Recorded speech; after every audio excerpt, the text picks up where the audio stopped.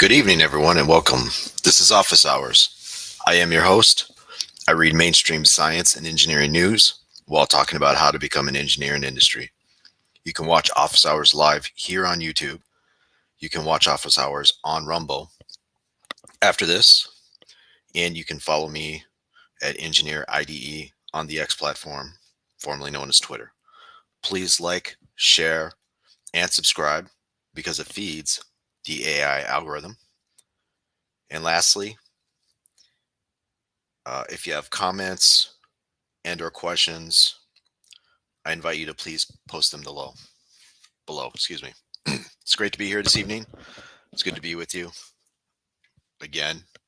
I really enjoy our time together, and I hope you're getting as much from this as I'm getting from you. I also hope you're having a wonderful week. Today is Thursday, and of course, tomorrow is Friday. I always look forward to Fridays. I hope you do too. Chances are I'm actually going to be here again tomorrow night. I have another article I'd like to cover for you. And yeah, I just really enjoy these things. It's a lot of fun. So for this evening, we're going to get into Pope Francis and his support for programming. And here we go. Our article from the Messenger News. Pope to children, learn to code. And I don't know. I don't think YouTube likes that term. A lot of people don't like that term. Here, subtitle: Pope Francis has endorsed a free online computer programming platform that prepares kids for careers in software engineering. I like it. I like it. As I've stated in previous podcasts, we need more engineers out in industry. Uh, in this case, it's software engineers, and I'm a big proponent of that. But I'm also a proponent of other engineering fields as well. Mechanical engineers, electrical engineers, computer engineers, mechanical engineers, industrial engineers. That one doesn't get a lot of love, but that is also I would say that is a good route to take as well, and very interesting. So this was published on the 26th, so not too long ago, just a few days ago, by Christopher Gavin. And as the article states, or begins rather, Pope Francis is backing a project developed by a Polish tech entrepreneur aimed at teaching more children around the world how to create computer programming through code. Uh, yeah, this is, if we could get more religious leaders uh, like Pope Francis interested in working with industry to increase interest and opportunity for children to pursue not just computer programming, but other engineering and adjacent engineering fields as well. That would be a productive cause, and so I don't have an issue with that at all. Uh, especially since um, like the Catholic Church, for example. I'm not Catholic, but the Catholic Church does a lot of charity work. They they go to a lot of places that other people don't like to go to. They're around a lot of people that other people don't like to be around, and it's a worthy endeavor. No matter what may have been their history, and let's be honest, the history is not very positive for the Catholic Church. But these are the types of things that definitely provide a more positive, uh, I would say, a positive view in my opinion, and I think for a lot of other people. So, the article continues. Myron Myroniuk. I butchered that. I apologize, who founded the artificial intelligence company Cosmos AI, told the BBC his program, which will offer a free online code learning platform to kids ages 11 to 15, has received endorsement from the head of the Catholic Church. Yeah, uh,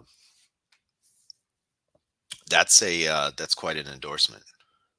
The Catholic Church has 2 3 billion, I think 2 or 3 billion followers. So of course, obviously, that benefits his company, right? And so and no matter no matter what you say about it, it's that's pretty good marketing, right? But it's marketing that also helps uh, young kids, right? So obviously it's a win-win for everyone. So there's nothing I disagree with for that. Uh, as long as my issue with most things, yeah, maybe okay. Let me say it this way. Maybe some people wouldn't like the church doing this. Maybe maybe they would view this as another way to evangelize, right? But I mean, maybe I haven't I haven't been around any Catholics in a while, but yeah, maybe that would be a part of it. I don't know, but maybe it's just the Catholic Church genuinely wants to help people, right? And maybe this is something that they want to take on. There is regarding the market itself and inspiring and providing opportunity to young kids. It's nothing but a positive, right? The more people you have that well, in my opinion, the more people that work and are focused on their work, focused on making a living, there's usually a lot less friction between groups, right? So if you have a bunch of groups and they're working hard and they're interacting with each other and they're trading and they're buying and they're doing business, they're not going to want to they're not going to want to ruin that, right? So in this case, they are taking young kids, providing them with opportunities in with specifically with this focus in tech, and they are uh, uh, uh, they are pushing these kids towards a productive lifestyle. Let's put it that way.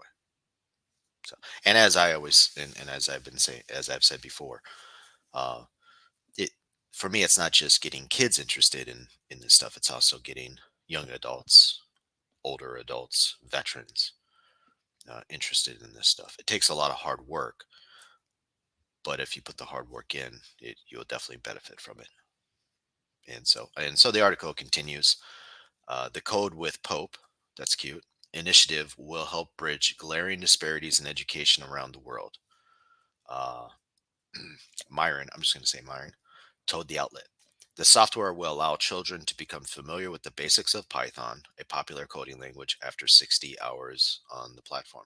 Yeah, you could after 60 hours. And so it's just what's probably going on is the class itself or the course is 60 hours long, right? But obviously the kids are going to spend a lot more time than 60 hours, right? So for every hour that uh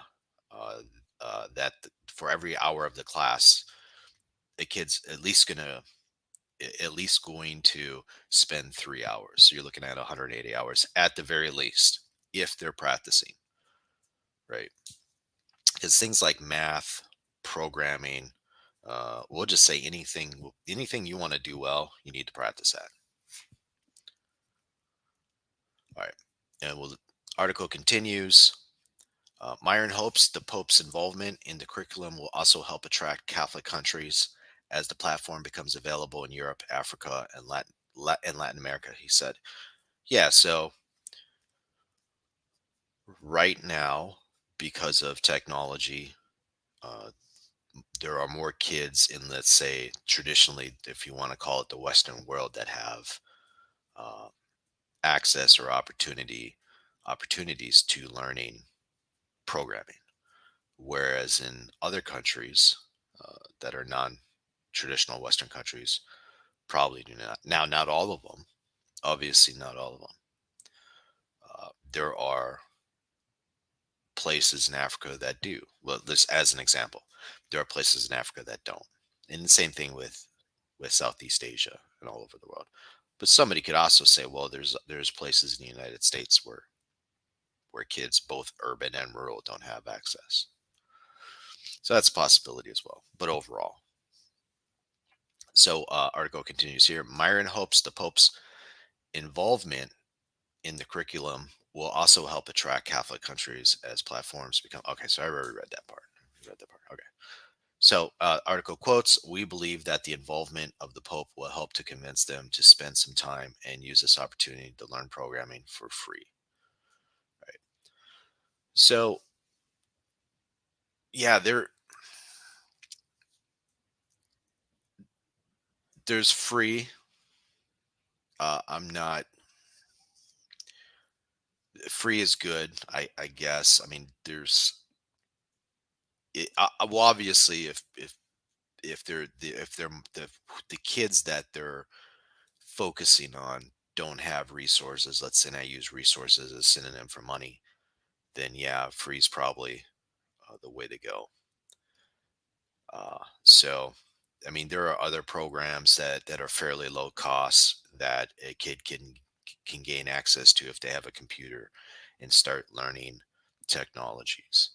Uh, uh, uh, so, I mean, Coursera is one. Uh, so and there are a few edX. So there's ways where a person can start learning this stuff without this program. But I don't know. I guess overall, I don't have, like I said, I don't have a program with. I don't have a problem with the program. I actually think it's a pretty good program. Article continues. Data released by the World Economic Forum this year shows the majority of the fastest growing roles are technology related roles, but a lack of technology skills could leave 85 million of those jobs unfilled around the world by the end of the decade, according to the BBC. All right, I need to read this sentence over again because this is really interesting. Data released by the World Economic Forum this year shows the majority of the fastest growing roles are technology related roles. Yes. Yes, yes, yes.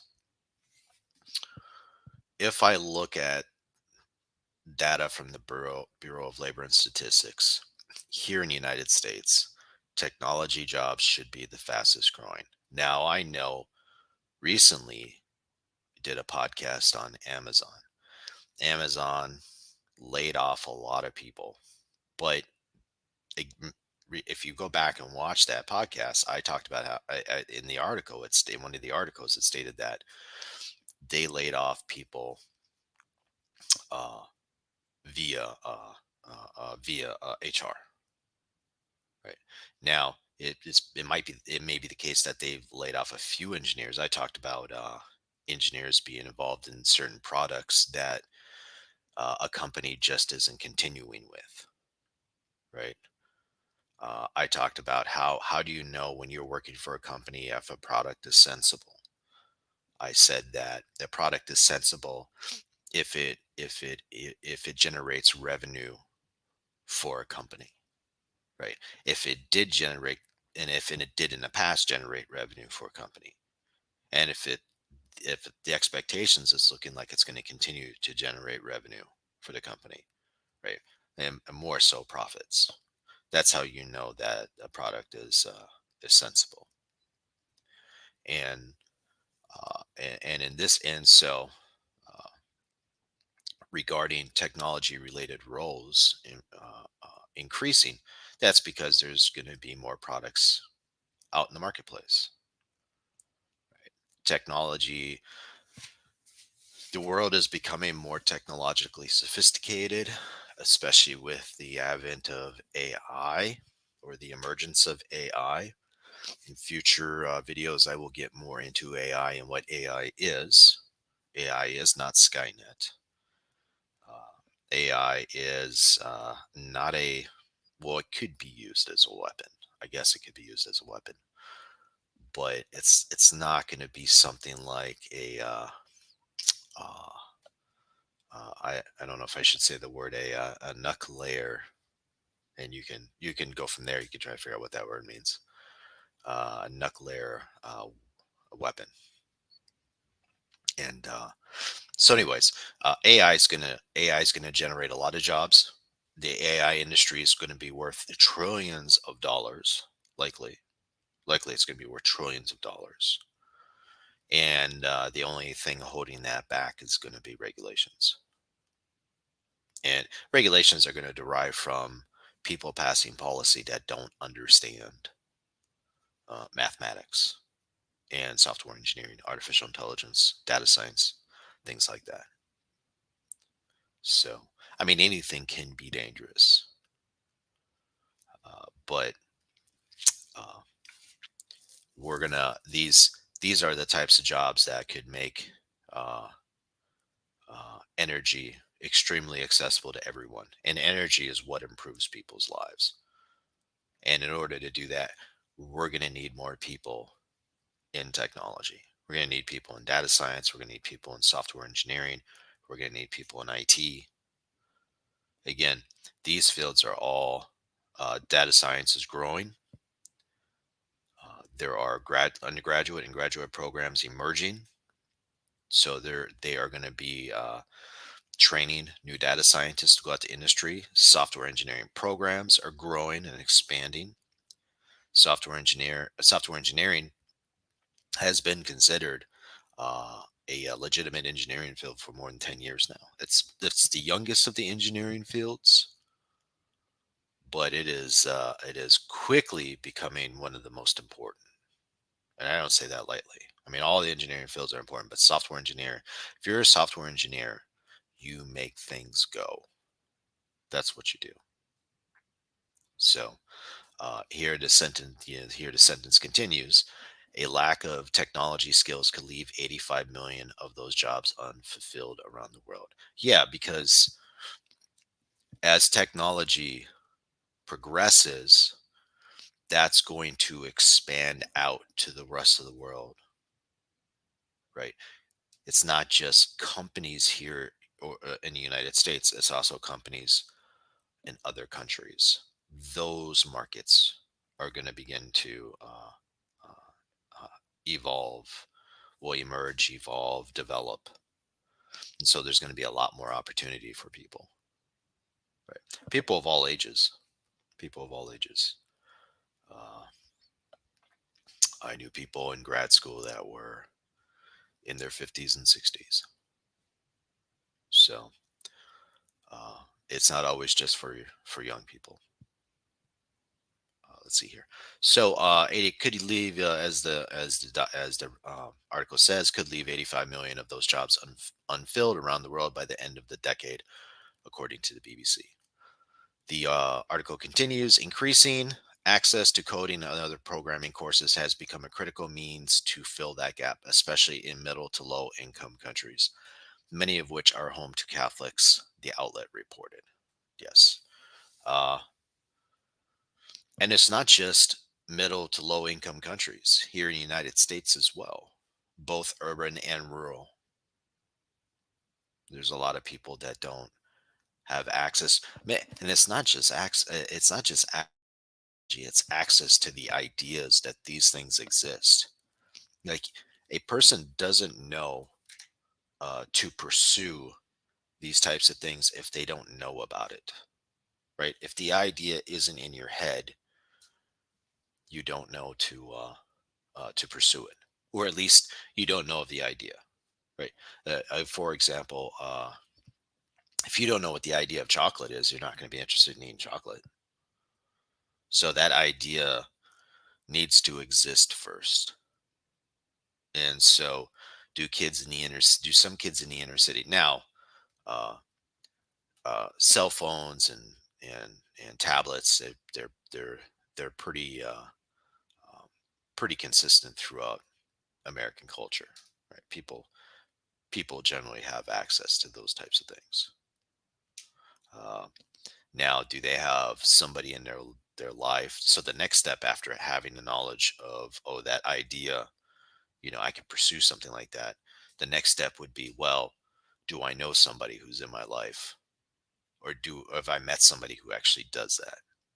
Right. So that would be the next step after that. So you would need to know about it, and then you would need to have access to somebody who is actually doing it.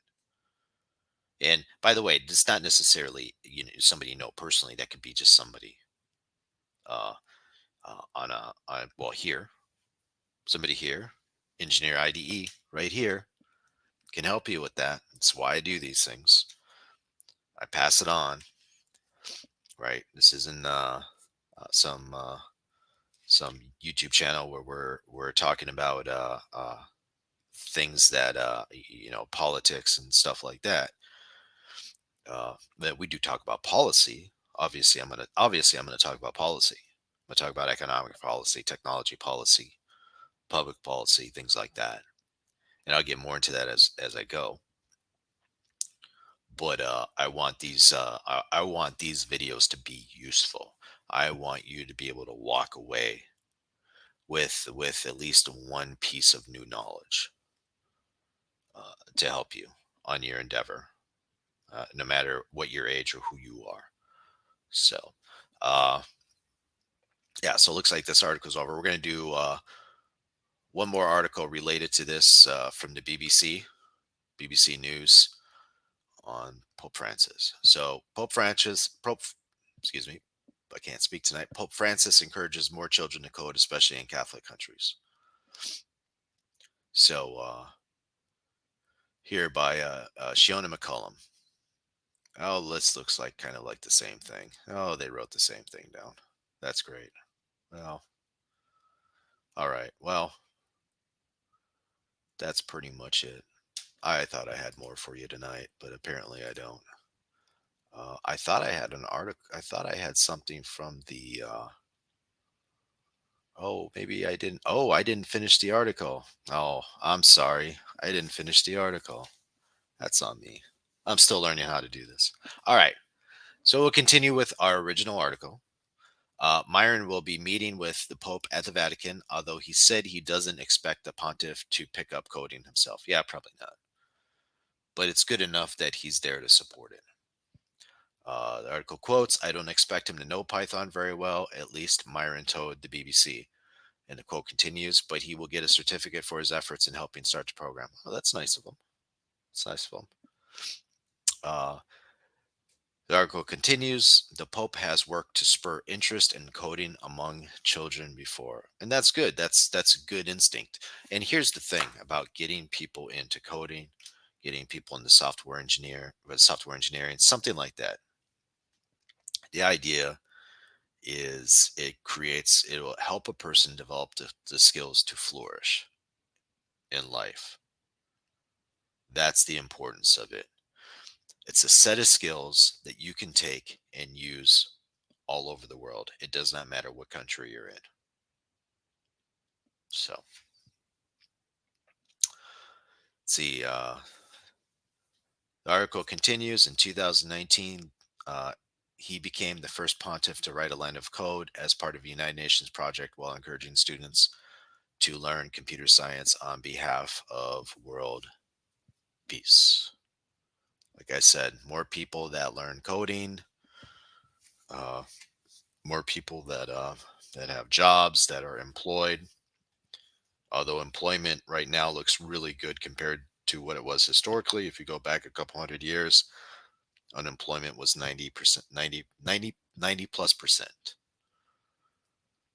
And it's much lower today. Poverty is as well. So, I mean, there's still a lot of poverty, but uh, the directionally, it's it's getting better overall. I know there's a lot going on. Looks like there might be World War III and stuff like that, but hopefully that doesn't happen, and hopefully we can just uh, kick back, learn some important skills, and continue on with life. And so that looks like that's all I have for this evening. I'm gonna keep it short tonight. Kind of tired myself. I'm pretty sure I sound like it, but I will be back tomorrow night. So again, I appreciate your time as always.